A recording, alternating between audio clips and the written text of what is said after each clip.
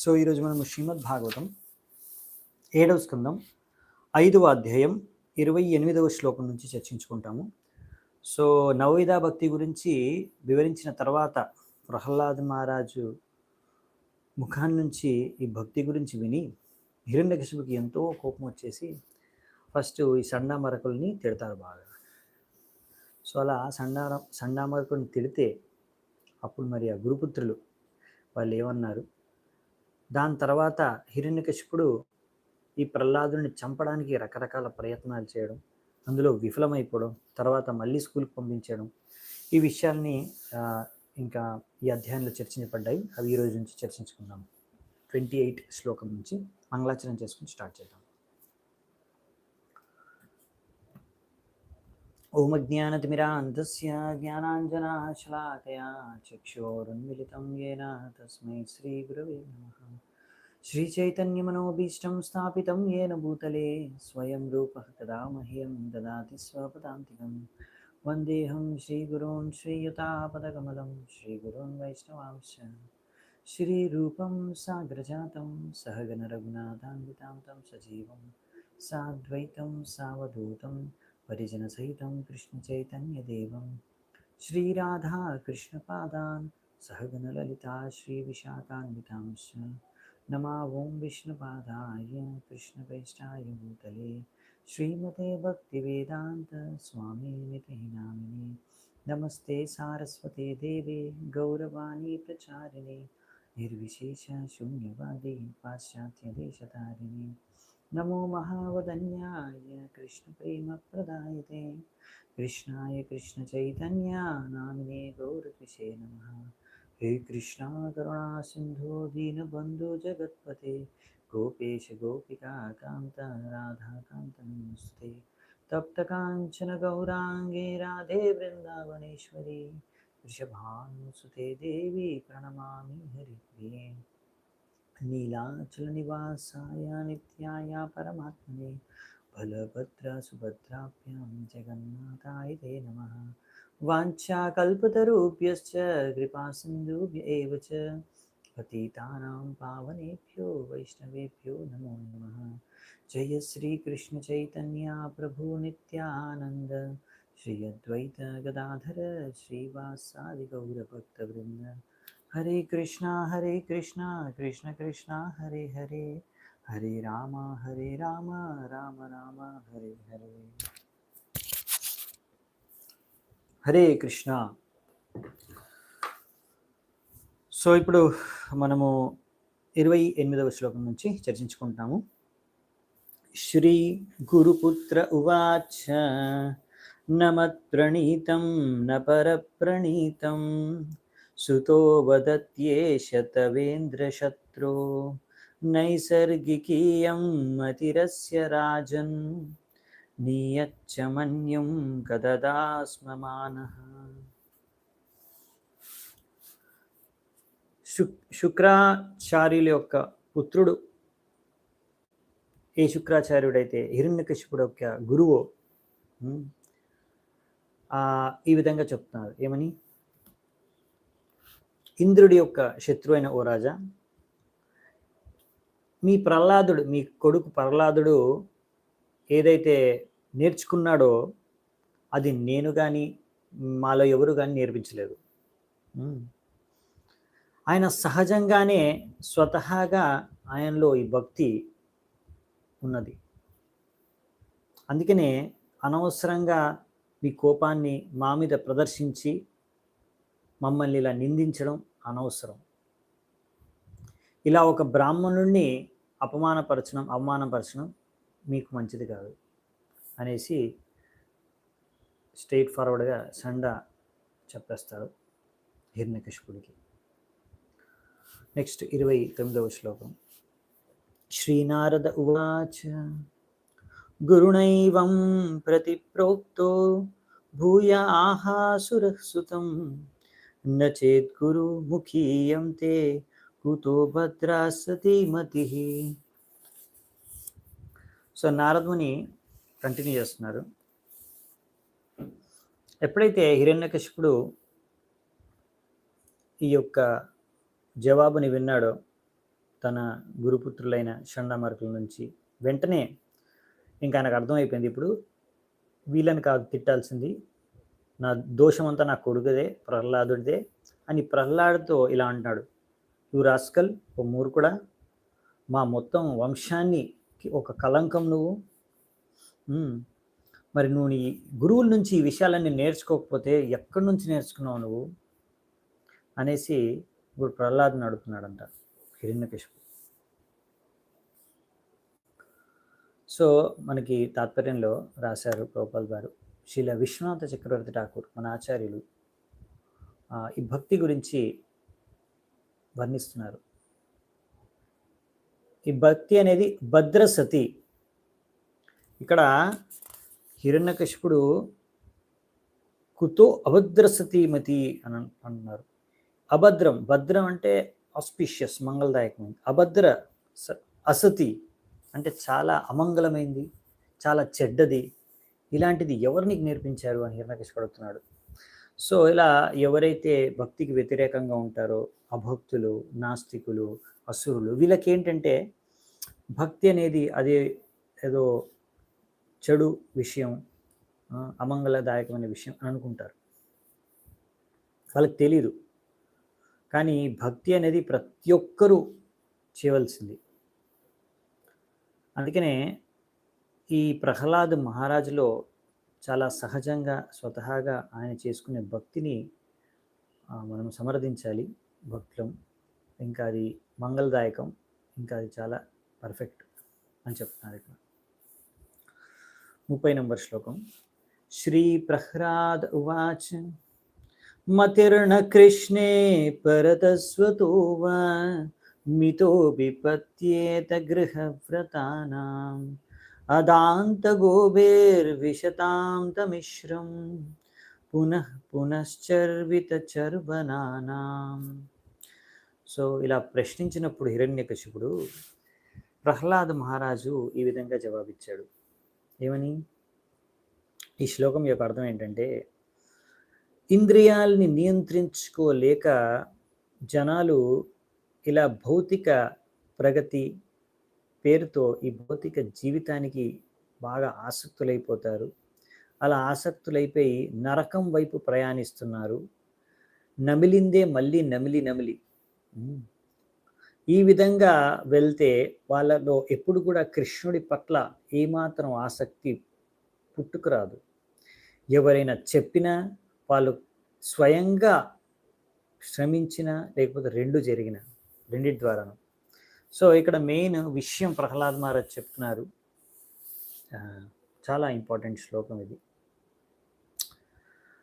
మతిర్న కృష్ణే, ఇక్కడ కృష్ణుడి పైన మతి అంటే కృష్ణుడి భక్తి, కృష్ణుడి పైన భక్తి, దీని గురించి ఇక్కడ చెప్తున్నారు. సో చాలామంది రాజకీయ నేతలు, పండితులు, విద్వానులు వాళ్ళందరూ కూడా భగవద్గీత చదివి వాళ్ళకి అనుకూలంగా ఉండేటట్టుగా అందులోంచి అర్థాలని బయటికి తీసి వాళ్ళకు లాభం వచ్చే విధంగా దానిపైన వ్యాఖ్యానం చేసి ఇలాంటి తప్పుడు అండర్స్టాండింగ్ని కృష్ణుడి విషయాన్ని గురించి అందరికీ చెప్తూ ఉంటారు. దీనివల్ల వాళ్ళకి అస్సలు ఏమీ లాభం జరగదు. ఎందుకంటే ఇలాంటి రాజకీయ నేతలు కానీ, పండితులు కానీ, ఫిలాసఫర్స్ కానీ, విద్యావంతులు కానీ వీళ్ళందరూ కూడా భగవద్గీతను ఒక మాధ్యంగా, ఒక వాహనంగా వినియోగిస్తున్నారు వారి యొక్క భౌతిక విషయాలు, భౌతిక లాభాలు దానికి అనుకూలంగా ఉండే విధంగా. కాబట్టి ఇలాంటి వారికి మతిర్న కృష్ణ, వాళ్ళ మతిలో కృష్ణుడు ఎప్పుడు రాడు. కృష్ణుడి గురించి వాళ్ళ మతి కృష్ణుడి పట్ల ఎప్పుడు ఆసక్తి పొందదు. ఇది అసలైన లాభం భగవద్గీత నుంచి. ఈ అసలైన లాభాన్ని వాళ్ళు పొందలేరు. ఎందుకంటే భగవద్గీతలో రాశారు, మనకి చెప్పారు కృష్ణుడు, భక్త్యా మామ విజ్ఞానాతి, భక్తి ద్వారానే నన్ను మీరు తెలుసుకోవచ్చు అని కృష్ణుడు చెప్పాడు. వేరే విధి విధానం లేదు. కాకపోతే ఈ రాజకీయ నేతలు, ఇలాంటి పండితులు వీళ్ళు అనుకుంటారు కృష్ణుడు ఈ క్యారెక్టరే ఒక కాల్పనికమైన క్యారెక్టర్, మిత్, ఫిక్షియస్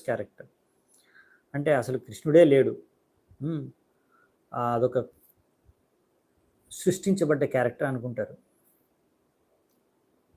ఒక పొలిటీషియన్, ఒక రాజకీయ నేత అంటున్నాడు, ఈ భగవద్గీతలో చెప్పే కృష్ణుడు నా కృష్ణుడు వేరు. ఈ విధంగా అంటే ఇక్కడ అతను కృష్ణుడిని రాముడిని స్వీకరించినా వాళ్ళే పరం అని, కానీ వాళ్ళను ఈ విధంగా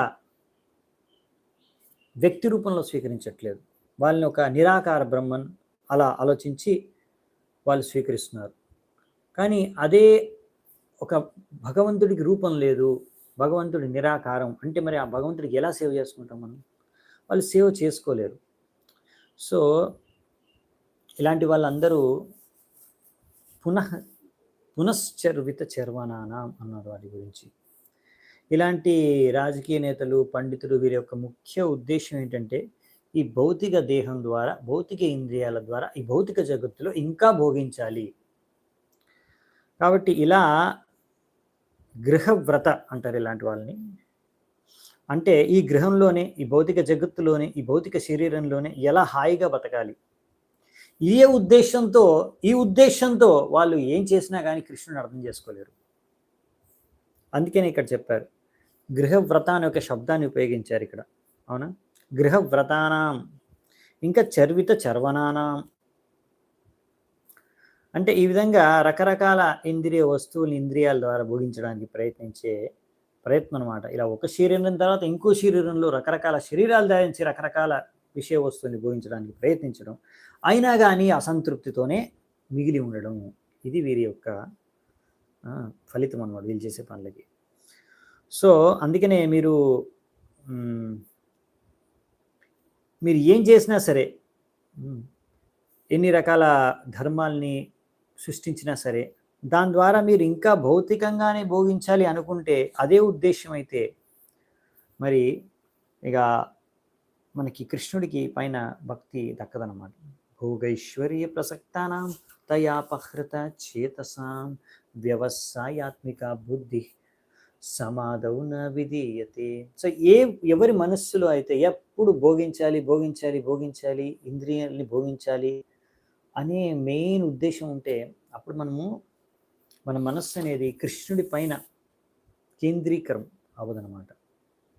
ఇది మెయిన్ సమస్య.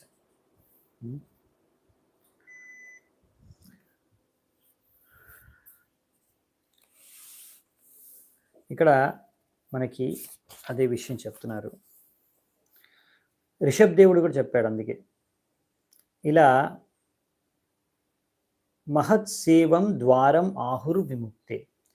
మరి కృష్ణుడి అర్థం చేసుకోవడం ఎలా? భక్తి చేసుకోవడం. సో అది ఎలా మనకు తెలుస్తుంది, జరుగుతుంది అంటే, ఒక భక్తుడికి సేవ చేయడం ద్వారా, ఒక భక్తుడికి సేవ చేయడం ద్వారా మనం కృష్ణుడి విషయాన్ని వినడానికి ఆసక్తి పొందుతాం, కృష్ణుని అర్థం చేసుకోగలుగుతాం. ఓకే, మహాత్మానస్తు మాం పార్థ దైవీం ప్రకృతిం ఆశ్రిత భజంత్యనన్య మనసు జ్ఞాత్వా భూతాదిమవ్యయం. సో ఇక్కడ రాశారనమాట. సో ఎవరైతే భజంతి అనన్య మనస్సు, భగవంతుడిని అనన్య మనస్సుతో అనన్య భక్తి చేసుకుంటారో ఆ వ్యక్తి భగవంతుడిని అర్థం చేసుకోగలుగుతాడు. సో మహాత్మా అనుస్తు మా పార్థ. ఈ మహాత్మ అంటే ఎవరు? ఈ దైవ ప్రకృతి ఆశ్రితంలో భగవంతుడి అంటే అంతరంగ శక్తిలో భగవంతుడికి సేవ చేసుకునేవాడు. నిరంతరం, ఒక్కసారి కాదు, 2 సార్లు, 1 గంట 2 గంటలు, 24 గంటలు. రోజుకి ఎన్ని ఉంటాయి? ఒక రోజులో 24 గంటలే కదా. అంటే రోజుకి 24 గంటలు ప్రతిరోజు, అంటే మొత్తం ప్రతి క్షణం ఆయన చేసేది భగవంతుడి సేవ, భగవంతుడికి భక్తి. అలాంటి వ్యక్తిని మహాత్మ అంటారు. అలాంటి వారికి సేవ చేయడానికి మనం ప్రయత్నించాలి. అంటే వారి జీవితంలో ఒకటే ఉద్దేశం, వాళ్ళకి భగవంతుడు సేవ చేసుకోవడం, భగవంతుడు భక్తి, వేరే పని లేదు వాళ్ళకి. 24 గంటలు అదే చింత. సో అలాంటి వారికి మనం సేవ చేసుకోవాలి. అలాంటి వారిని మనం మహాత్ములు అంటారు. సో ఇలాంటి వారికి మనం సేవ చేయకపోతే మనం కృష్ణుని ఎప్పుడు అర్థం చేసుకోలేము. సో ఇప్పుడు ప్రహ్లాదుడు ఎందుకు ఈ శ్లోకం చెప్పాడంటే, హిరణ్యకశిపుడు అడిగాడు, ఎక్కడి నుంచో నేర్చుకున్నావు ఈ భక్తి అని, ఎవరు నీకు నేర్పించారు అని. అప్పుడు ప్రహ్లాదుడు వ్యంగ్యంగా ఈ యొక్క జవాబిచ్చాడనమాట. ఓ తండ్రి, నీలాంటి వాళ్ళు ఎప్పుడు కృష్ణుడిని అర్థం చేసుకోలేరు. కృష్ణుడిని అర్థం చేసుకోవాలంటే ఒక మహాత్ముడికి సేవ చేయాలి అని చెప్తున్నాడు అనమాట హిరణ్యకశిపుడికి. నువ్వు అర్థం చేసుకోలేవు, ముందు భక్తులకు సేవ చేయి. ఇలా భౌతికంగా ఏవో ఒకటి సాధించి భోగించి జీవించి ఈ ప్రయత్నాలన్నింటి పునశ్చరిత చర్వణ అంటే నమిలిందే మళ్ళీ నమిలి నమిలి నమిలి ఈ విధంగా నమిలిందే మళ్ళీ నమిలితే అంటే అదే భోగించిన వస్తువుని మళ్ళీ కొంచెం చేంజ్ చేసి మళ్ళీ భోగించడం. ఏదైనా శరీరం చేంజ్ చేస్తాం, లేకపోతే ఐటమ్ చేంజ్ చేస్తాం. అలా ఈ స్త్రీ అయిపోతే ఇంకో స్త్రీని భోగించడం, ఈ ఆహారం అయిపోతే ఇంకో ఆహారం తినడం, లేదా ఈ శరీరంలో భోగించేది అయిపోతే ఇంకో శరీరాన్ని ధరించి భోగించడం. సో ఈ విధంగా ఏదో ఒక మెటీరియల్ అడ్జస్ట్మెంట్ చేసి భోగించుకుంటూ వెళ్ళిపోయి ఆనందాన్ని ఆస్వాదించడానికి ప్రయత్నించి విఫలమైపోయి అసంతృష్టితో మిగిలిపోవడమే జరుగుతుంది ఫైనల్గా. అందుకనే ఇక్కడ చెప్పేది ఏంటంటే ఒక వ్యక్తి మహాత్ముడికి, భగవంతుడి యొక్క శుద్ధ భక్తులకి సేవ చేయాలి. లేకపోతే మనం కృష్ణుడిని కానీ భక్తిని కొని ఎప్పుడూ అర్థం చేసుకోలేము. అది ప్రహ్లాదుడు చెప్తున్నాడు. నువ్వు అర్థం చేసుకోలేవు నేను చెప్పేది. ఎందుకు? నువ్వు భక్తుడికి సేవ చేయలేదు. ఫస్ట్ నువ్వు భక్తుడికి సేవ చేస్తే అప్పుడు నీకు ఇవన్నీ అర్థమవుతాయి. సో 31st శ్లోకం. నతే విదుస్వార్థగతిం హి విష్ణుం దురాశయాయే బహిరర్థమానినః అందాయతాంధైరూపనీయమానాస్ తేపి శతంత్ర్యామురుధాం నిబద్ధాః. ఏ persons who are strongly entrapped by the consciousness of enjoying material life, ఇలా ఏ వ్యక్తులైతే భౌతికంగా భోగించాలి ఈ జీవితంలో and who have therefore accepted, ఆ ఉద్దేశంతో ఒక వ్యక్తి ఒక గురువుని స్వీకరించిన అంటే ఆ గురువు కూడా ఇలాంటి అంధుడే, ఆధ్యాత్మికంగా అంధత్వం కలిగిన వ్యక్తే. అంటే ఆ వ్యక్తి కూడా ఇలా ఇంద్రియ భోగాల పట్ల ఆసక్తి ఉన్న వ్యక్తిని గురువుగా స్వీకరిస్తే ఆ వ్యక్తి ఎప్పుడు కూడా జీవితం యొక్క పరమ ఉద్దేశం భగవద్ధామానికి తిరిగి వెళ్ళే విషయాన్ని అర్థం చేసుకోలేడు. ఇంకా భగవంతుడు విష్ణువుకి ఎప్పుడు సేవ చేసుకోలేడు. ఎలాగైతే ఒక అంధుడు ఇంకొక అంధుడికి మార్గదర్శనం చేస్తే అది ఎలాగో సరిగ్గా మార్గదర్శనం చేయలేడు, వెళ్ళి ఇద్దరు కలిసి గుంతలో పడతారు. అలాగే ఒక భౌతికంగా ఆసక్తి ఉన్న వ్యక్తి ఇంకొక భౌతికంగా ఆసక్తి ఉన్న వ్యక్తికి మార్గదర్శనం చేయడానికి ప్రయత్నిస్తే అది ఇలాగే ఉంటుందన్నమాట.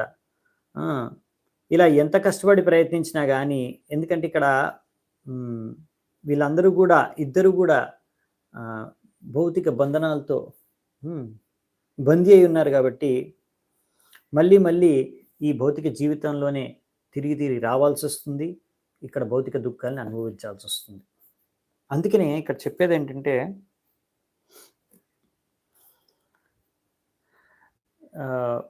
విషయం మనకు అర్థమవుతుంది. భక్తులు ఇంకా అసురులు డిఫరెంట్గా ఆలోచిస్తారు. అందుకని ఇక్కడ చూడొచ్చు మనము హిరణ్యకశిపుడికి నచ్చలేదు ప్రహ్లాదుడు చేసేది. అలాగే ఇప్పుడు ప్రహ్లాదుడు ఈ విధంగా వ్యంగ్యంగా హిరణ్యకశిపుడికి చెప్తున్నాడు, డైరెక్ట్గా కూడా చెప్తున్నాడు.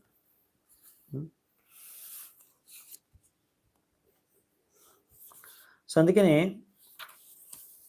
హిరణ్యకశిపుకి ఇక్కడ చాలా కోపం వస్తుంది. ఇందులో ఆయన అంత ఆశ్చర్యపడాల్సిన విషయం లేదు. ప్రహ్లాదుడు భక్తుడు, ఈయన అసురుడు కాబట్టి మతభేదం అనేది ఉంటూనే ఉంటుంది 100%.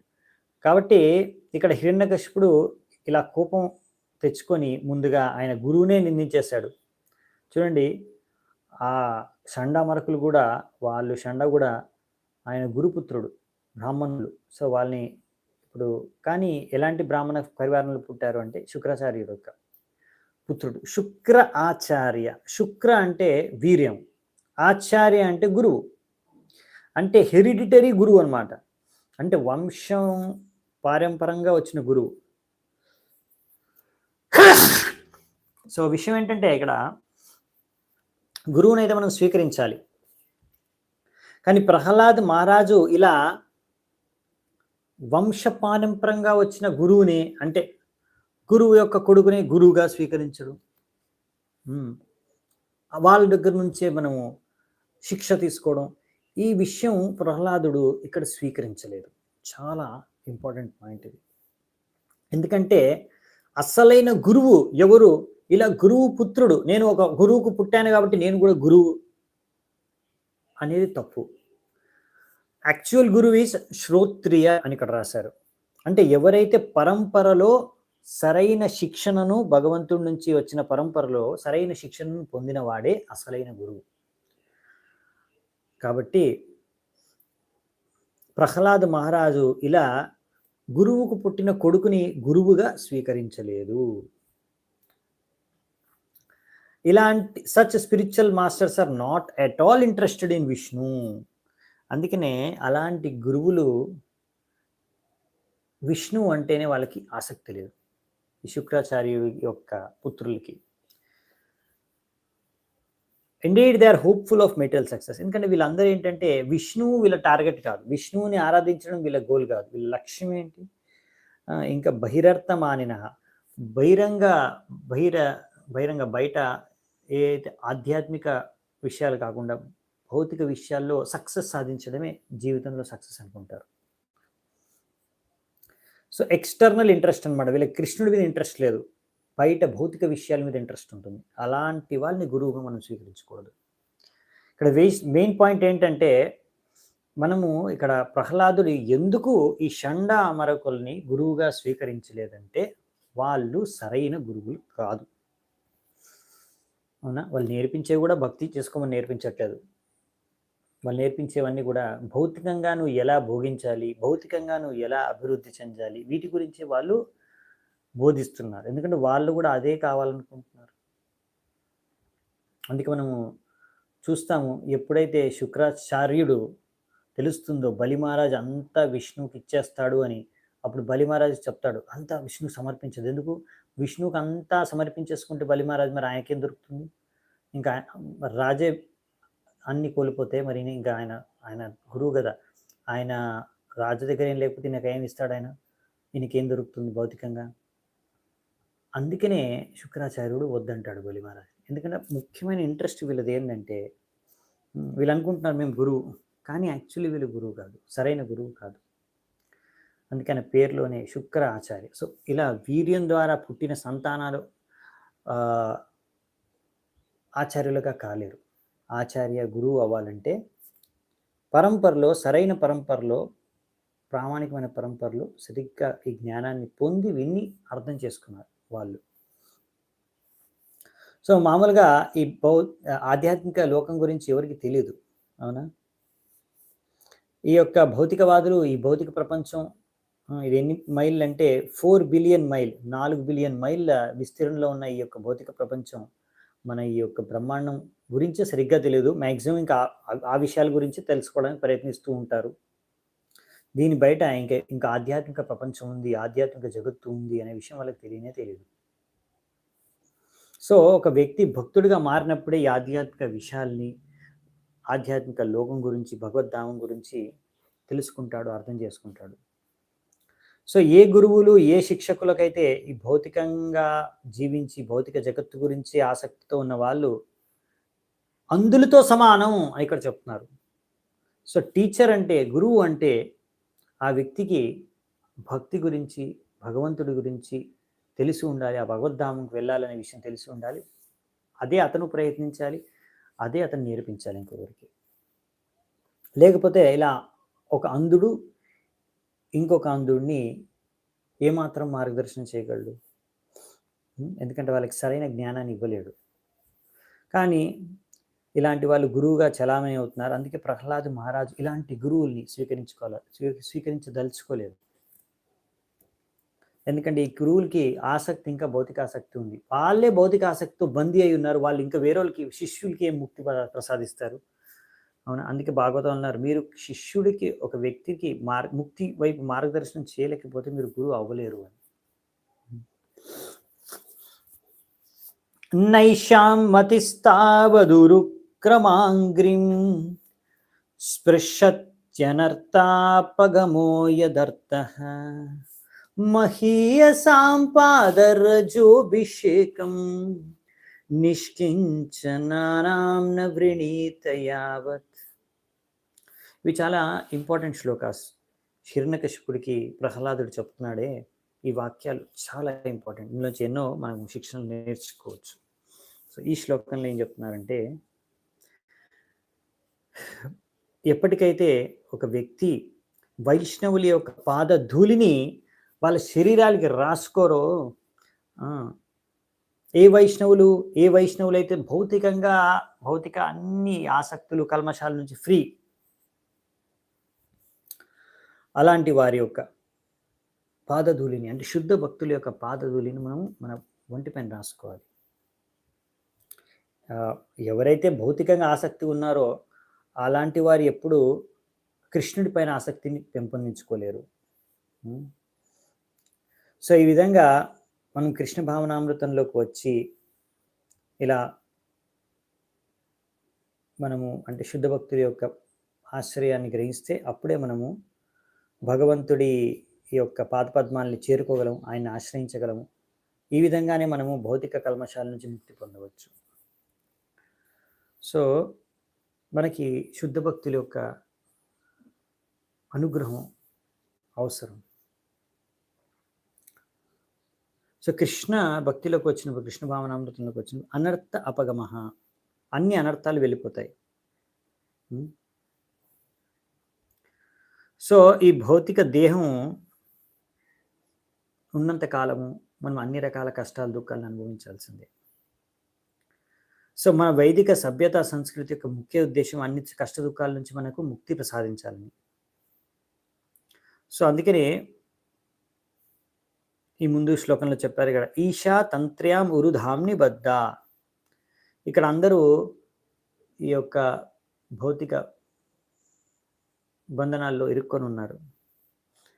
సో ఏ శిక్షణ ద్వారా ఈ భౌతిక జడజగత్తులోనే ఎప్పటికీ ఉండిపోయేలా చేస్తుందే ఆ శిక్షని భౌతిక శిక్ష అంటారు, మెటీరియలిస్టిక్ ఎడ్యుకేషన్. ఇలాంటి మెటీరియలిస్టిక్ ఎడ్యుకేషన్, జడజగతిక విద్య లేక భౌతిక విద్య, దాని గురించి మన ఆచార్యులు శ్రీ భక్తివినోద్ ఠాకూర్ ఏమంటున్నారంటే, ఇది మాయా యొక్క విద్య, మాయ యొక్క ప్రభావం.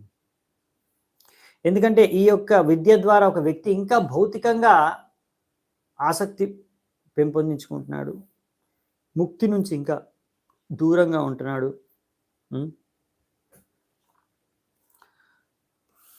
అనవసరమైన కష్ట దుఃఖాల నుంచి కొని తెచ్చుకుంటున్నాడు. ఇక్కడ ఎవరైనా అడగొచ్చు ఎప్పుడైనా మీకు ప్రశ్న, ఎంతో చదువుకున్న వాళ్ళు మరి కృష్ణుడి భక్తిని ఎంతోమంది చదువుకున్న వాళ్ళు స్వీకరించట్లేదు కదా, ఎందుకు అంటే కారణం ఇక్కడ చెప్తున్నారు. ఎప్పటికైతే ఒక వ్యక్తి శుద్ధ భక్తులు లేకపోతే అలాంటి శుద్ధ భక్తులైన ప్రామాణికమైన గురువులు ఆచార్యుల యొక్క శరణులోకి రారు, అంటే శరణు తీసుకోరు, వాళ్ళకి కృష్ణుని అర్థం చేసుకునే ప్రసక్తి లేదు. చూడండి, ఇక్కడ ప్రహ్లాద మహారాజుకి నారదుని యొక్క కృప లభించింది, అందుకని ప్రహ్లాదుడు అంత గొప్ప భక్తుడే అయిపోయాడు. అందుకే ప్రహ్లాద మహారాజుకి తెలుసు ఈ హిరణ్యకశిపుడు శుక్రాచార్యుడిని గురువుగా తీసుకున్నాడు కాబట్టి ఎప్పటికీ కూడా కృష్ణుని నేర్చుకోలేడు.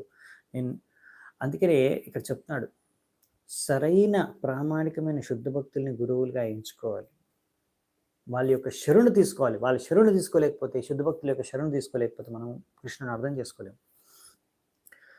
సో ఇది మనం భాగవతం చదువుతున్నాం, ఇందులో అందుకనే ఈ తాత్పర్యాలు ఏవైతే ఉన్నాయో ఇవన్నీ కూడా ప్రభుపాదుల వారు, శిల ప్రభుపాదుల ద్వారా రాశారు. అవునా?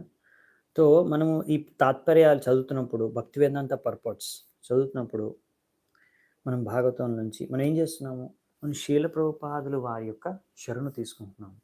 అవునా? అసలు శుద్ధ భక్తుల యొక్క శరణు తీసుకోవడం అంటే ఏంటి? వెళ్ళి కాళ్ళు పట్టుకోవడం చేత్తోని, లేకపోతే కాళ్ళు తీసుకొని చేత్తోని తలపైన పెట్టుకోవడం. అసలు దాని అర్థం ఏంటంటే, ఆ శుద్ధ భక్తులు ఇచ్చిన శిక్షణలను మనము గ్రహించి ఫస్ట్ వినాలి. చాలామంది వినరు, సాధువులు చెప్పేది వినరు, వాళ్ళే వెళ్ళి సాధువులు ఎన్నో విషయాలు చెప్పేస్తూ ఉంటారు. మనం సాధువుల దగ్గర వెళ్ళినప్పుడు, శుద్ధ భక్తుల దగ్గర వెళ్ళినప్పుడు వాళ్ళ నుంచి మనం వినాలి. చాలా ఇంపార్టెంట్, శ్రవణం చేయాలి. సో, అది విన్న తర్వాత దాన్ని మనం అర్థం చేసుకొని, ఒకవేళ మనకు అర్థం కాకపోతే మనం డౌట్లు అడగొచ్చు, ప్రశ్నలు అడగొచ్చు. దాన్ని అర్థం చేసుకొని వదిలేయకుండా దాన్ని మన జీవితంలో ఆ విషయాల్ని మనం పాటించడానికి ప్రయత్నించాలి. ఇది చాలా ఇంపార్టెంట్. అప్పుడు మనం సాధువులు, గురువుల యొక్క ఆశ్రయాన్ని గ్రహించినట్టు. అప్పుడు మనం కృష్ణుడిని అర్థం చేసుకోవచ్చు. ఇవాళ రేపు సమస్య ఏంటంటే చాలామంది గురువుల దగ్గరికి వెళ్ళి వాళ్ళ నుంచి వినాలనుకోరు. ఏదో ఆశీర్వాదం ఇవ్వండి మాకు, మా పిల్ల పాపాలు అందరూ బాగుండాలి, మాకు బాగా డబ్బులు రావాలి, మాకు బాగా ఇది కావాలి, అది కావాలి, ఏ కష్ట దుఃఖాలు ఉండకూడదు, మీరు ఆశీర్వాదం ఇవ్వండి మాకు. దానికోసం గురువు దగ్గరికి వెళ్తారు. గురువు దగ్గరికి వెళ్ళాల్సింది మీ అన్ని కష్ట దుఃఖాలు వెళ్ళిపోతాయి. వాళ్ళు చెప్పే బోధనలు, శిక్షణలు వినండి. వాళ్ళు ఏం చెప్తున్నారు మీకు, ఏం చేస్తే మీరు ఈ భౌతిక బంధన నుంచి ముక్తి పొందుతారు, భగవద్ధామని తిరిగి వెళ్ళిపోతారు. తద్వారా మీ ఈ శరీరం ఉన్నంత వరకు మీకు కష్ట దుఃఖాలు ఉంటాయి. అదే చెప్తున్నారు ఇక్కడ. సో అందుకనే మనము ఇలా సాధువుల్ని ఆశ్రయాన్ని గ్రహించడం అంటే వెళ్ళేసి వాళ్ళని ఇలా రకరకాల ఆశీర్వాదాలు అడగడం, లేకపోతే వాళ్ళతో ఫోటోలు దిగడం, ఇలాంటివి కాదు. చేయాల్సింది మనం ఏం చేయాలి, మెయిన్ సర్వీస్ చేయడం అంటే ఏంటి, వాళ్ళు చెప్పింది విని దాన్ని పాటించడం. సో ఎలాంటి గురువుల దగ్గరికి వెళ్ళాలి, శుద్ధ భక్తులు, ప్రామాణికమైన గురువులు, పరంపరలో వచ్చే గురువులు, ఎవరైతే 24 గంటలు వాళ్ళ ఒకటే ఉద్దేశం భగవంతుడికి సేవ చేయడం, వాళ్ళకి వేరే భౌతిక బంధనాలు, భౌతిక ఆసక్తులు, ఇంకా భౌతికంగా ఏవో కార్యాలు చేయాలి, సాధించాలి అని ఏ కోరికలు లేవు. అలాంటి గురువుల దగ్గరికి వెళ్ళాలి, అలాంటి గురువులను ఆశ్రయించాలి. అలాంటి గురువులు ఆశ్రయించడం వాళ్ళు ఇచ్చిన శిక్షణల్ని మనం తీసుకొని దాన్ని పాటించాలి. సో ఇక్కడ మనం ఇప్పుడు ఏం చేస్తున్నాం, మీరు నేను ఈ ప్రభుపాదుల వారి పుస్తకాన్ని చదువుతున్నాం. ప్రభుపాదుల వారి పుస్తకం చదవడం అంటే ప్రభుపాదులు ఇచ్చిన శిక్షణల్ని, భక్తివేదాంత పర్పస్ అంటే ఏంటి, ప్రభుపాదుల వారు ఇచ్చిన శిక్షణల్ని మనం వింటున్నాం, అర్థం చేసుకోవడానికి ప్రయత్నిస్తున్నాం.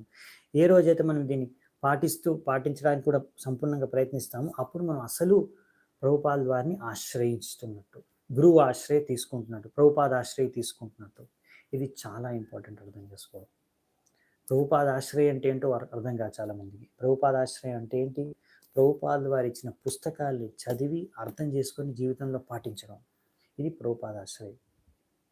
తర్వాత మనం ఒక మంచి గురువుని, మనకు ప్రభుపాదుల శిక్షణలు, బోధల నుంచి అర్థం చేసుకున్న తర్వాత, ఇలా ఎలా అయితే ప్రహ్లాద్ మహారాజ్ చెప్తున్నాడో, ఒక మంచి గురువుని, సద్గురువుని, ఒక ప్రామాణికమైన గురువుని, పరంపరలో వచ్చే గురువుని, మనం ఇస్కాన్లో చాలామంది గురువులు ఉన్నారు, అందులో ఒక గురువుని మనకు ఆయన దగ్గర నుంచి కూడా శ్రవణం చేసి దాని నుంచి మనం ప్రేరణ పొంది మన జీవితంలో ఆ శిక్షణ బోధలను మనం కూడా పాటించి మనం ఆధ్యాత్మిక ఉన్నతిని లబ్ధి చెందితే అలాంటి గురువుని సెలెక్ట్ చేసుకొని గురువు నుంచి దీక్ష తీసుకోవాలి. ఆ గురువు నుంచి కూడా మనం శిక్షణ పొందాలి, ఆ గురువు నుంచి కూడా ఆదేశాలు పొంది మనం అనుసరించాలి మన జీవితంలో భక్తిలో ఉన్నతి చెందడానికి. సో ఇలా చేయాలి. సో ఇది చాలా ఇంపార్టెంట్ అనమాట. అందుకే ఇక్కడ ప్రహ్లాదుడు అంటున్నాడు, నీకు ఎలా అర్థమవుతుంది, నువ్వు ఎప్పుడైనా ఒక గురువుని సేవ చేసావా, ప్రామాణిక గురువు నుంచి ఏమైనా విన్నావా? సో కృష్ణుడు అంటే నీకు అర్థం కాదు, భక్తి అంటే నీకు అర్థం కాదు, నేను ఎలా నేర్చుకున్నాను నీకు అర్థం కావట్లేదు. కామన్ సెన్స్ నిజంగా బుద్ధునికి అర్థమైపోతుంది, నేను ఒక గురువు దగ్గర నుంచి నేర్చుకున్నానని. ఎలా కృష్ణుడి గురించి తెలుస్తుంది, భక్తి గురించి ఎవరు నేర్పిస్తారు, ఒక సద్గురువు నేర్పిస్తాడు, ఒక ప్రామాణికమైన ఆధ్యాత్మిక గురువు, పరంపరలో వచ్చే గురువు నేర్పిస్తాడు. సో ఇక్కడ అందుకనే సార్కాస్టిక్గా చెప్తున్నారు అన్నమాట, వ్యంగ్యంగా చెప్తున్నారు మహారాజు, ఒక విధంగా ప్రభుపాదుల ద్వారా రాశారు. సో అందుకనే ఒక వ్యక్తి ఎంత పెద్ద తోపు అయినా సరే, ఇప్పుడు హిరణ్యకశిపుడు పెద్ద తోపు కదా, ముల్లోకాలను విజయం సాధించేశాడు, ముల్లోకాలపైన విజయం సాధించేశాడు, కానీ ఒక ప్రామాణికమైన ఆధ్యాత్మిక గురువుని ఆశ్రయించలేదు కాబట్టి కృష్ణుని అర్థం చేసుకోలేకపోయాడు. అది ప్రహ్లాదుడిగా చెప్తున్నాడు. సో ఇప్పుడు మీకు అర్థమవుతుందా, పిహెచ్డీలు చేసేసారు, పెద్ద పెద్ద యూనివర్సిటీలో చదివేశారు, కోట్లు సంపాదించేశారు, పెద్ద పెద్ద బిజినెస్లు చేస్తున్నారు, అయితే ఏంటి, ఒక ప్రామాణికమైన ఆధ్యాత్మిక గురువుని ఆశ్రయించకపోతే భక్తి గురించి, భగవంతుడి గురించి ఎప్పటికీ వాళ్ళు అర్థం చేసుకోలేరు. సో అంటే వారి యొక్క విద్య, నైపుణ్యం, తెలివితేటలు, భక్తి తెలివితేటలు, డబ్బు, దీంతో మనము భగవంతుని అర్థం చేసుకోలేము. ఎంత గొప్పడో అయితే ఏంటి. భగవంతుడి యొక్క శుద్ధ భక్తుడిని ఆశ్రయించావా, ఆయనకు సేవ చేసావా? మహత్ సేవ, మహాత్ములకి సేవ చేయాలి. సో అప్పుడు మనం భగవంతుడిని అర్థం చేసుకోవాలి. సో ఇక్కడ అందుకే చెప్తున్నారు,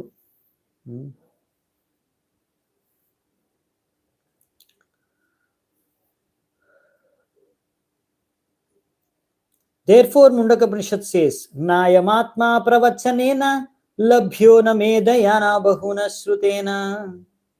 సో ఒక వ్యక్తి ఆధ్యాత్మిక ఆత్మ సాక్షాత్కారాన్ని చదువుకొని సొంతంగా పొందలేడు. లేకపోతే ప్రవచనేన లభ్య, పెద్ద పెద్ద ప్రవచనాలు ఇచ్చినంత మాత్రాన ఒక వ్యక్తి గొప్ప భక్తుడైపోడు. లేకపోతే చాలా పెద్ద వైజ్ఞానికుడు అయ్యి ఎన్నో అద్భుతాల్ని సృష్టించినంత మాత్రాన ఒక వ్యక్తి భగవంతుడిని అర్థం చేసుకోలేడు. One cannot understand Krishna unless one is graced by the personality, supreme personality of God. కృష్ణుడి కృప లేనిదే మనం కృష్ణుడిని అర్థం చేసుకోలేము. మరి కృష్ణుడి కృప ఎలా లభిస్తుంది? Only one who has surrendered to a pure devotee of Krishna and taken the dust of his lotus feet can understand Krishna. కృష్ణుడు ఎవరు అర్థం చేసుకోగలరు? చాలా ఇంపార్టెంట్ పాయింట్. ఎవరైతే ఒక భగవంతుడి కృష్ణుడి యొక్క శుద్ధ భక్తుడికి సంపూర్ణంగా శరణాగతుడైపోయారు, దాని తర్వాత వారి యొక్క పాద ధూళిని తలపై తీసుకోవడం అంటే వాళ్ళు చెప్పిన ప్రతి వాక్యాన్ని శిరస్సు పైన ధరించి దాన్ని పాటించి దానికి అంత వాల్యూ ఇవ్వడం. పాయింట్ ఏంటంటే పాదధూళిని శిరస్సు పైన పెట్టుకోవడం అంటే అఫ్కోర్స్ నిజంగా పాదధూళిని తీసుకొని శిరస్సు పైన కూడా పెట్టుకోవాలి, కానీ దాని అసలు అర్థం ఏంటంటే అలా పట్టుకున్నంత మాత్రం సరిపోదు. దాని అర్థం ఏంటంటే వాళ్ళ పాదధూళిని మీరు తలపైన పెట్టుకుంటారంటే ఎంత వాల్యూ ఇస్తున్నారు వాళ్ళకి. అంటే వాల్యూ ఇవ్వడం అంటే ఏంటి అంటే వాళ్ళు చెప్పే వాక్యాలకి మీరు అంత వాల్యూ ఇస్తారు, అంత విలువ ఇస్తున్నారు. అంత విలువ ఇవ్వడం అంటే ఏంటి? దాన్ని మీరు పాటిస్తారు, తప్పకుండా పాటిస్తారు, ప్రశ్న లేదు. కానీ ఇవాళ రేపు అర్థం చేసుకోరన్నమాట జనాలు. సో సాధువుని ఆశ్రయించడం అంటే ఏంటి? సాధువుని ఆశ్రయించడం అంటే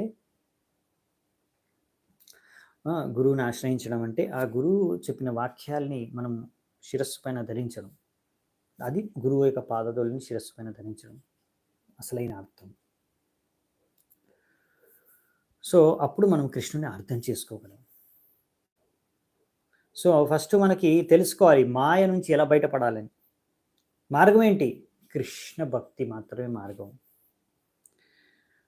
సో ఇలా కృష్ణ భక్తి మనకు కావాలనుకుంటే మనము ఒక మహాత్ముల యొక్క ఆశ్రయాన్ని గ్రహించాలి, మహాత్ములకు సేవ చేసుకోవాలి. మహాత్ములు అంటే ఎవరు? మళ్ళీ రాస్తున్నారు ప్రభుపాల్ వారి రెండోసారి ఈ శ్లోకాన్ని. మహాత్మానస్తు మాం పార్థ దైవీం ప్రకృతిమాశ్రితా భజంత్యనన్య మనస్సు జ్ఞాత్వా భూతాదిమవ్యయం. సో మనం ఎందుకు ఇక్కడ ప్రభుపాల్ వారి పుస్తకాల పైన స్ట్రెస్ చేస్తున్నాము? మీరు ఎంతో మంది ఇవాళ రేపు భాగవతం పైన వ్యాఖ్యానాలు ఇస్తున్నారు, లేకపోతే గీత వేదాల పైన లెక్చర్స్ ప్రవచనాలు ఇస్తుండొచ్చు. కానీ మనము అందులో ఎవరైతే ప్రామాణికమైన శుద్ధ భక్తులో వాళ్ళ నుంచి వినాలి, వాళ్ళ ఇచ్చిన శిక్షణని స్వీకరించాలి. సో ఇక్కడ మనము ప్రభుపాల్ వారి పుస్తకంలో ఉన్నట్టుగా చర్చించుకోవడానికి ప్రయత్నిస్తున్నాం. ఎందుకంటే ప్రభుపాల్ వారు అలాంటి ఒక శుద్ధ భక్తులు. ప్రభుపాల్ వారు భగవంతుడి యొక్క పంపించిన ఆయన యొక్క ప్రతినిధి మనకి.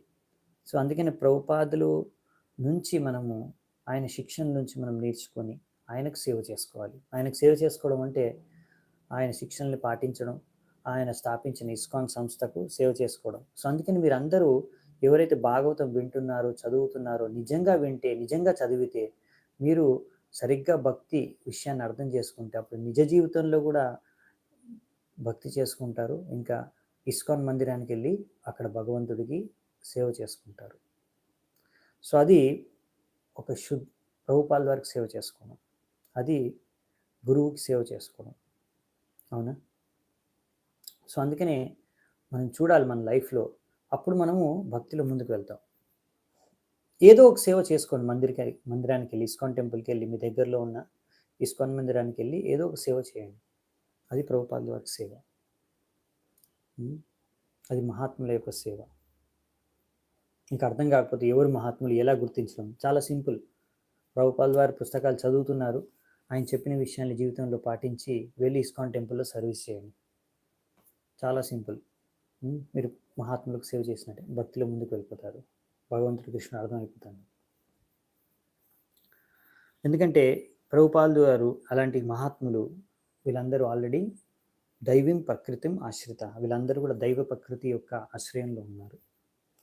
భజంతి అనన్య మనసు, వాళ్ళు ఎప్పుడు నిరంతరం ఎలా భగవంతుడికి భజన చేశారో తెలుసుకోవాలంటే ప్రభుపాద లీలామృతం చదవండి, వినండి. ఎందుకంటే ఏ వ్యక్తి అయితే ఇలా భగవంతుడు భక్తి చేసుకుంటారో, యస్యాస్తి భక్తిర్ భగవత్యకించన సర్వైర్గుణైస్తత్ర సమాసతే సురాః, వాళ్ళు దేవతలోకి అన్ని సమస్త మంచి గుణాలన్నీ కూడా వాళ్ళు వచ్చేస్తాయంట, ప్రకాశం అయిపోతాయి. సో ఇది స్పెషాలిటీ అనమాట. సో ఆ విధంగా ఎవరికైతే భగవంతుడి పైన, గురువు పైన సంపూర్ణమైన శ్రద్ధ ఉంటుందో వాళ్ళు కృష్ణుడు, దేవతలు ఉన్న అన్ని మంచి మంచి గుణాల్లో వాళ్ళు కూడా మీకు కనిపిస్తాయి, ప్రకాశం అయిపోతాయి. చాలా ఇంపార్టెంట్. అందుకని మనకి ఈ శ్రద్ధ అనేది చాలా అవసరం. కృష్ణుడి పైన, ఇంకా మన పరం గురువు అయిన శ్రీల ప్రభుపాదుల పైన, మన దీక్షా గురువుల పైన, శిక్షా గురువుల పైన. సో యస్య దేవే పరా భక్తిర్ యతా దేవే తథా గురౌ తస్యైతే కథితః హ్యర్థాః ప్రకాశంతే మహాత్మనః. ఇలా మళ్ళీ ఇంకొక దగ్గర కూడా రాశారు, భాగవతంలో రాశారు, శ్వేతేశ్వర ఉపనిషత్తులో రాశారు. ఏమని? ఏ వ్యక్తులకైతే, ఏ గొప్ప వ్యక్తులకి, ఏ గొప్ప ఆత్మలకి ఎవరికైతే సంపూర్ణమైన శ్రద్ధ భగవంతుడి పైన ఇంకా గురువు పైన ఉంటుందో వాళ్ళకి వేదాల యొక్క అంత మర్మము కూడా ఎంతో సహజంగా తొందరగా అర్థమైపోతుంది. చాలా ఇంపార్టెంట్. ఎలా అర్థం చేసుకోవడం, తలబద్దలు కొట్టుకోవాల్సిన అవసరం లేదు. ఏది శాస్త్రాలు, ఏ పుస్తకాలు, ఎలా అర్థమైపోతుంది భాగవతం మనకి? చాలా సింపుల్. మనకి శ్రద్ధ అవసరం భగవంతుడి పైన, గురువు పైన. యమే వైశ్య వృణుతే తేన లభ్యస్ తస్యైవ ఆత్మా వివృణుతే తనుం స్వాం. సో ఈ విధంగా lord is obtained only by one whom he himself choose. ఇలా భగవంతుడు ఎవరి పైన కృప చూపిస్తే వారే భగవంతుడిని అర్థం చేసుకోగలరు. ఇవన్నీ వేదిక శాస్త్రాల్లోంచి ఇచ్చిన శ్లోకాలండి, ఉపనిషత్తులు, భాగవతం నుంచి. అందుకే మనము ముఖ్యమైన విషయం ఏంటంటే, ఒక మంచి ఆత్మ సాక్షాత్కారం పొందిన శుద్ధ భక్తుడు ఎవరైతే ప్రామాణికమైన పరంపరలో వస్తున్నారో అతన్ని గురువుగా స్వీకరించాలి. అంతేగాని ఇతను చాలా పెద్ద రాజకీయ నేత, లేకపోతే చాలా పెద్ద పండితుడు అనేసి అతన్ని వెళ్ళి ఆశ్రయించామనుకోండి, మీకేం లాభం ఉండదు. అందుకే నువ్వు ఎలాంటి వ్యక్తిని ఆశ్రయించాలి? నిష్కించనం అంటే ఎటువంటి భౌతిక ఆసక్తి లేని, భౌతికంగా ఆయన దగ్గర ఏమీ లేదు, ఆయనకి ఏమీ అవసరం లేదు, ఆయన సంపత్తి కృష్ణుడు ఒక్కడే. అటువంటి వ్యక్తిని మనం ఆశ్రయించాలి. ఎటువంటి భౌతిక కల్మషాలు లేవు, అటువంటి వ్యక్తిని గురువుగా మనం స్వీకరించాలి.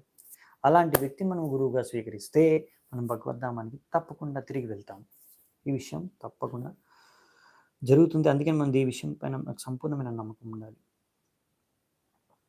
సో ఇది ఇక్కడ మనము తెలుసుకుంటున్నాము, అవునా? ఇది చాలా ఇంపార్టెంట్ శిక్షణ ఇక్కడ మనకు ప్రహ్లాద్ మహారాజ్ ఇస్తున్నారు.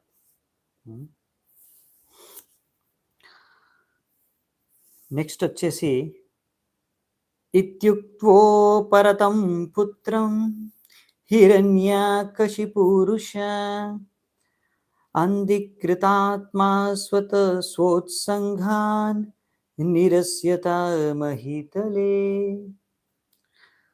ప్రహ్లాద్ మహారాజు ఈ విధంగా చెప్పిన తర్వాత ఇంకా సైలెంట్ అయిపోయారు. ఇది విని హిరణ్యకశిపుడు ఇంకా క్రోధం పెరిగిపోయింది.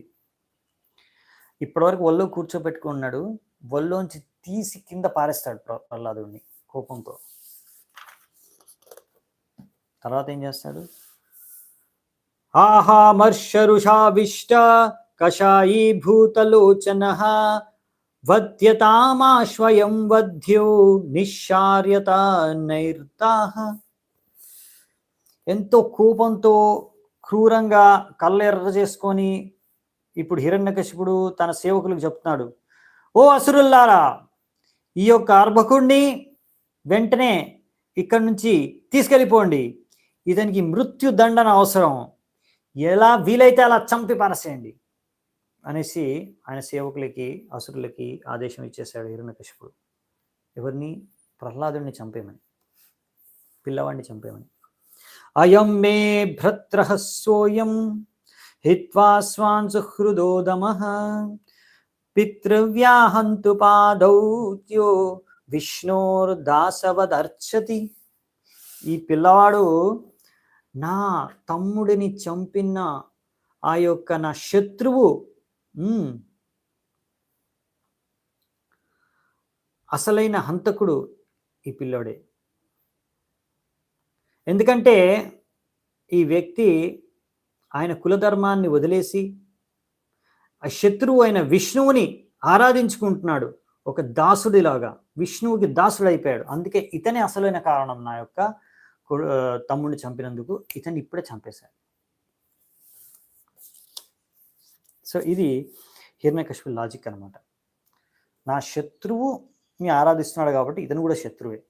ఆ విష్ణువు చంపాడు, అతన్ని ఆరాధిస్తున్నాడు, అంటే ఇతను కూడా అదే కేటగిరీ. హరే కృష్ణ. 36వ శ్లోకంలో మనం కంటిన్యూ చేస్తున్నాము. విష్ణోర్వాసాద్వసౌ కిమ్ను కరిష్యత్య సమంజసః సౌహృదం దుష్ట్యజం పిత్రోర్ ఆహద్య పంచహాయనః. ఈ ప్రహ్లాదుడు 5 సంవత్సరాల బాలకుడైనా కానీ ఇంత తక్కువ వయస్సులోనే అతను తన తండ్రి పైన ఆప్యాయత, ప్రేమ, అనురాగం అంతా కూడా వదిలేసి తన తల్లిదండ్రుల పైన ఉన్న ఏమాత్రం ఆప్యాయత లేదు ఈ వ్యక్తికి. అందుకనే ఈ పిల్లవాడు నిన్ను నమ్మడానికి వీల్లేదు. ఇంకా చెప్పాలంటే ఈ విష్ణువు పట్ల కూడా బాగా వ్యవహరిస్తాడనే పైన దాని మీద కూడా నమ్మకం లేదు.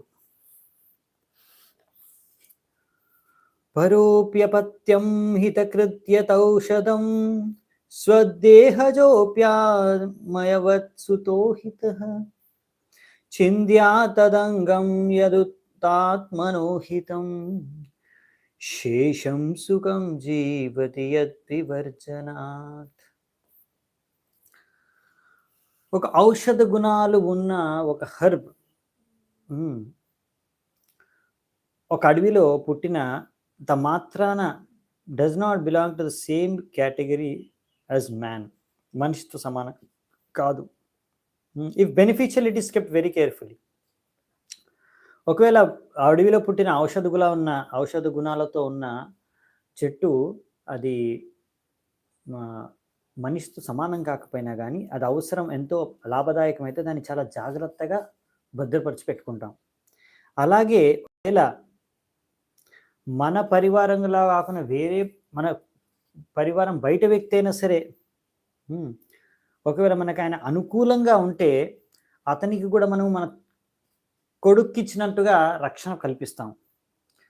అలా కాకుండా ఒకవేళ మన శరీరంలోనే ఒక అంగము విషపూరితమైపోతే వెంటనే ఆ యొక్క అంగాన్ని కోసి పడేసేయాలి, లేకపోతే సంపూర్ణ శరీరం ఆనందంగా ఉండలేదు. అలాగే ఒకవేళ తన సొంత కొడుకైనా సరే అతను ప్రతికూలంగా ఉండి మనకు అనుకూలంగా లేకపోతే అలాంటి కొడుకుని మనము త్యాగం చేయాలంతే. మన శరీరం నుంచి పుట్టినా సరే అలాంటి కొడుకుని త్యాగం చేయాల్సిందే. మనకి శ్రీ చైతన్య మహాప్రభు చెప్పారు, తృణాదపి శునిచ్యన తరురపి సహిష్ణునా అమానినా మానదేన కీర్తనీయ సదాహరి. ఎందుకంటే భక్తి చేసుకుంటున్నప్పుడు, ప్రచారం చేస్తున్నప్పుడు ఇలా ఎన్నో విపదలు, ఎన్నో ఆటంకాలు వస్తాయి. కానీ మనకు ఎంతో సహిష్ణుతతో సహించాలి, ఎంతో ఓపికతో ఉండాలి, ఎంతో నమ్రతతో మనం ప్రచారం చేయాలి, భక్తి చేసుకోవాలి. దానికి ఇక్కడ ఉదాహరణ ప్రహ్లాదు. ఇప్పుడు ఎంత ఆటంకాలు క్రియేట్ చేస్తున్నాడు హిరణ్యకశిపుడు ప్రహ్లాదుడికి. ఎందుకంటే ఇక్కడ తండ్రి అభక్తుడు, కొడుకేమో భక్తుడు. ఈ భౌతిక ప్రపంచమే ఇలా తయారైంది. ఇలా అభక్తులైన తండ్రులు భక్తులు అయిన కొడుకులకి శత్రువులుగా మారిపోతున్నారు. ఇప్పుడు ఎలా అయినా సరే నా కొడుకుని చంపేయాలని ఫిక్స్ అయిపోయాడు హిరణ్యకశిపుడు. ఇంకా దానికి ఆయన నేను ఎందుకు చంపాలనుకుంటున్నాను అంటే దానికి ఒక మంచి ఉదాహరణ ఇస్తున్నాడు. ఒకవేళ మన చెయ్యి విషపూరితం అయిపోతే చెయ్యిని నరికి పారేయాలంతే, లేకపోతే మొత్తం శరీరం అంతా నాశనం అయిపోతుంది. అవునా? కోర్స్ ఇదే ఉదాహరణ మనము అభక్తులకు కూడా చెప్పొచ్చు. చాణక్య పండితుడు అంటాడు, త్యజ దుర్జన సంసర్గం భజ సాధు సమాగమం. ఎవరైతే భక్తులు ఆధ్యాత్మిక జీవితంలో ప్రగతి సాధించాలనుకుంటే వాళ్ళు అభక్తుల యొక్క సాంగత్యాన్ని త్యాగం చేయాలి, భక్తుల సాంగత్యాన్నే ఉంచుకోవాలి. ఈ విషయాన్ని చెప్పారు. ఈ యొక్క భౌతికంగా ఆసక్తితో ఉన్నవారంటే అజ్ఞానంలో ఉన్నట్టు సమానం. అందుకనే ఏ భక్తులైతే ఆత్మ సాక్షాత్కారం పొందాలనుకుంటున్నారో వాళ్ళు ఇలాంటి తపస్సు చేయాలి. ఇది ఒక తపస్సు. అభక్తులకు దూరంగా ఉండి భక్తులతో సాంగత్యం చేయడం అనేది, దీనికి ఎంతో దృఢ సంకల్పం ఉండాలి మనకి. అప్పుడే మనం ఆధ్యాత్మిక చేతనలో ఉన్నతి సాధించగలం. ఇలా అభక్తులకు దూరంగా ఉండాలి, మనం వారి యొక్క సాంగత్యానికి దూరంగా ఉండాలి. సో ఇక్కడ ప్రహ్లాదు మహారాజు అందుకనే ఈ అభక్తుడైన హిరణ్యకశిపుడి యొక్క సాంగత్యానికి దూరంగా ఉండడానికి ప్రయత్నించాడు. అయినా కానీ ఆ ప్రయత్నంలో కూడా ఎల్లప్పుడూ ఆయన ఎంతో నమ్రతతో, ఎంతో సహిష్ణుతతో ఆయన తన తండ్రికి దూరంగా ఉండడానికి, ఆయన చేతనికి దూరంగా ఉండడానికి ప్రయత్నించాడు. కానీ హిరణ్యకశిపుడు అభక్తుడు గనక అతను ఇప్పుడు తన కొడుకునే చంపడానికి సిద్ధమయ్యాడు. ఇంకా ఆ చేసే కార్యాన్ని, నేను కొడుకుని చంపడం కూడా కరెక్టే అని నన్ను సమర్థించుకుంటూ ఇలాంటి లాజిక్, ఇలాంటి శ్లోకం ఇక్కడ చెప్తున్నాడు అనమాట. నెక్స్ట్ 38వ శ్లోకం. సర్వైరుపాయైర్హంతవ్యః సంభోజాశయనాసనైః సుహృల్లింగధర శత్రుర్ మునేర్దుష్టం ఇవేంద్రియం. ఎలాగైతే నియంత్రణ లేని ఇంద్రియాలు యోగులకి శత్రువులో ఆధ్యాత్మిక ప్రగతి సాధించడంలో, అలాగే ఈ ప్రహ్లాదుడు కూడా నా మిత్రులాగా ఇక్కడ నా పరివారంలో జన్మించిన అతను నా శత్రువే. ఎందుకంటే నేను ఆయన్ని నియంత్రించలేకపోతున్నాను గనక. అందుకనే ఈ వ్యక్తి నాకు శత్రువు.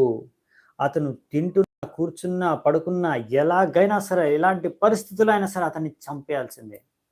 సో ఇదన్నమాట హిరణ్యకశిపుడి యొక్క లాజిక్.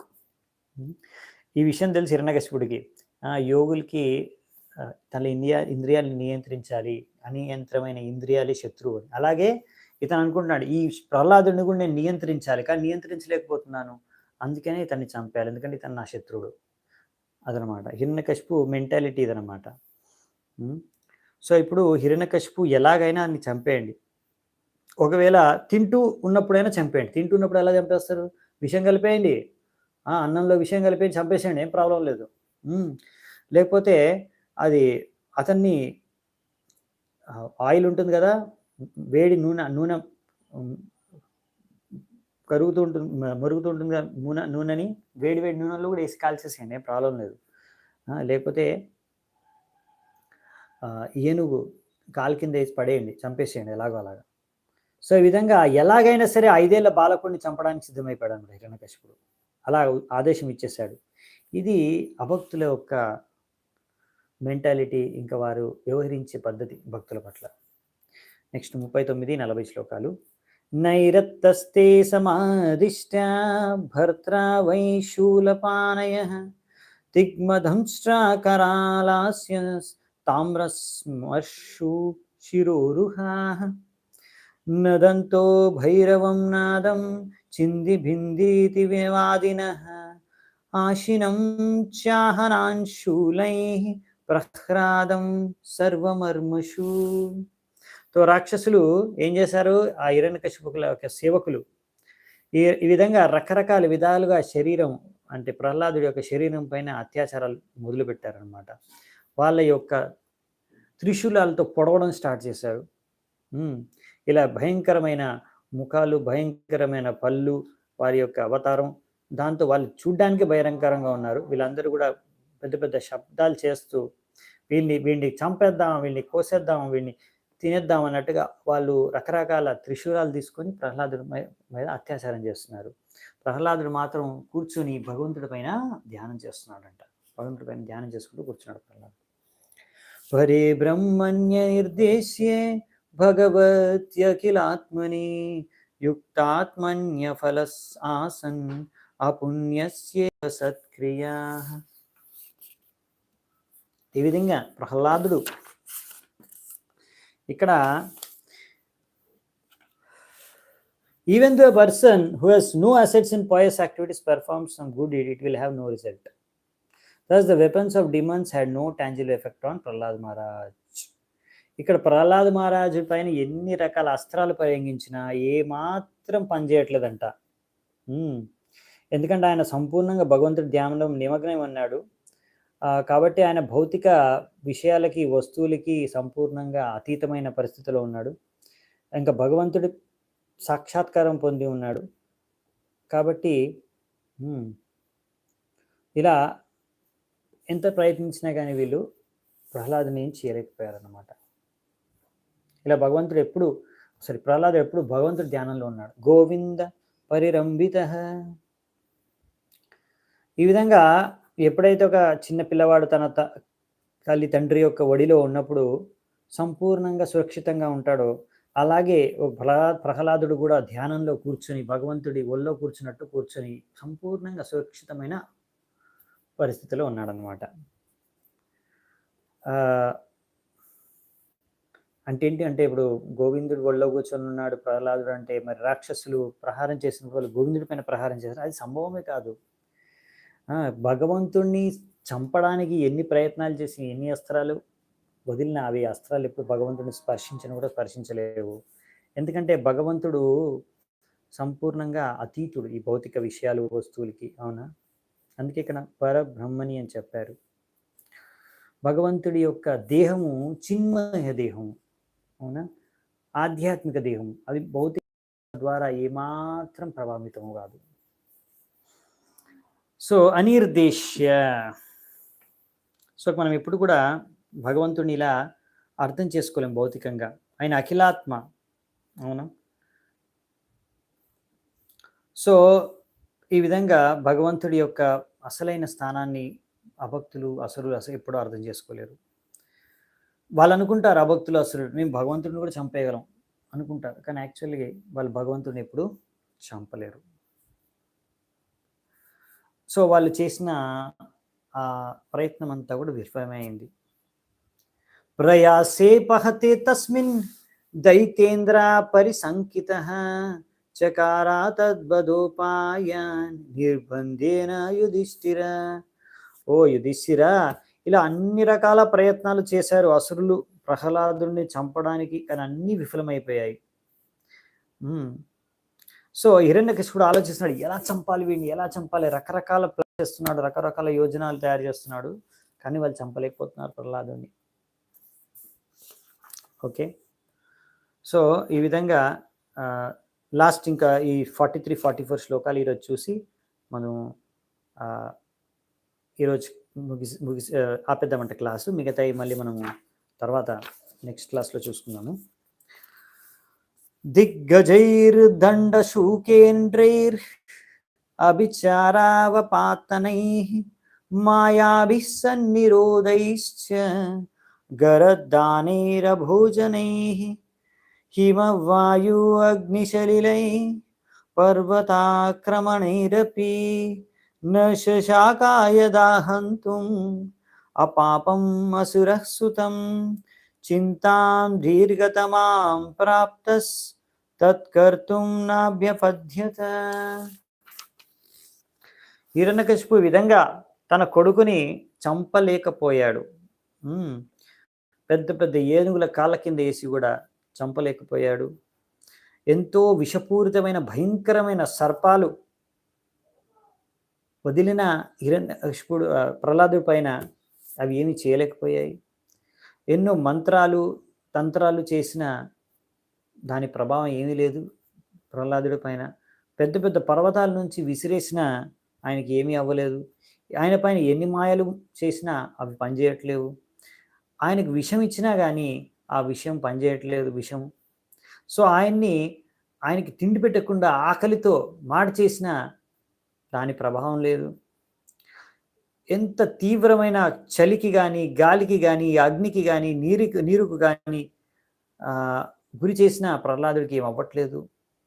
పెద్ద పెద్ద బండరాలు వేసి ఆయన ప్రహ్లాదుడి తలపైన వేసిన ప్రహ్లాదుడికి ఏమవ్వట్లేదు. సో ఈ విధంగా హిరణ్యకశిపుడు అన్ని రకాల ప్రయత్నాలు చేసి కూడా ప్రహ్లాదుడికి ఏమాత్రం హాని కలిగించలేకపోయాడు. ఎందుకంటే ప్రహ్లాదుడు ఒక్క పాపం ఎరగని మహాభక్తుడు. కాబట్టి ప్రహ్లాదుడిని ఏం చేయలేకపోతున్నాను అనేసి హిరణ్యకశిపుడికి ఎంతో టెన్షన్ పెరిగిపోయింది. ఇప్పుడు ఏం చేయాలి నెక్స్ట్ అని ఆలోచిస్తున్నాడు. ఏం ఆలోచిస్తాడు, ఏం చేస్తాడనే విషయం మనము 45వ శ్లోకం నుంచి నెక్స్ట్ క్లాస్లో చూసుకుందామంట. ఈరోజు ఇక్కడే నేను ముగిస్తాను మన చర్చని. చాలా చాలా ధన్యవాదాలు ఎంతో ఓపిక విన్నందుకు. శ్రీమద్ భాగవతం కీ జై, సమవేత గౌరభక్త వృంది కీ జై, శిల ప్రభుపాద కీ జై, అనంత కోటి వైష్ణవ వృంది కీ జై. నితాయ్ గౌర్ సీతనాథ్ ప్రేమానందే. హరి హరి బోల్.